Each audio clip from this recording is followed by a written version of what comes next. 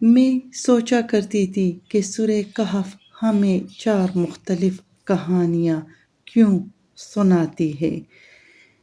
پھر مجھے سمجھ آیا یہ صرف کہانیاں نہیں ہیں، یہ دراصل آئینے ہیں جو ہر انسان کے 4 امتحان دکھاتی ہے۔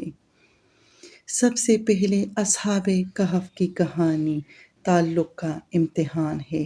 کبھی کبھی سچائی آپ سے مطالبہ کرتی ہے کہ آپ اکیلے کھڑے ہو جائیں، شور و ہجوم سے دور ہو جائیں، بھیڑ کو چھوڑ دیں تاکہ صرف اللہ کو تام سکیں۔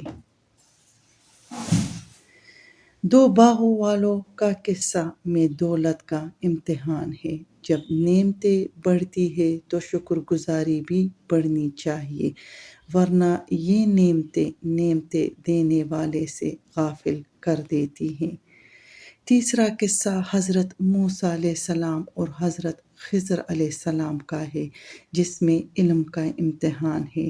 یاد رکھو، سب سے بڑے عالم کو بھی یہ نصیحت درکار ہے کہ علم اگر عاجزی کے بغیر ہو تو وہ رہنمائی کے بجائے گمراہی کا سبب بن جاتی ہے۔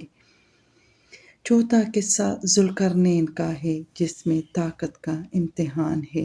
اقتدار انسان کے باطن کو ظاہر کر دیتی ہے۔ سوال یہ ہے کہ آپ رحمت کی دیواریں کھڑی کریں گے یا انا کی دیواریں۔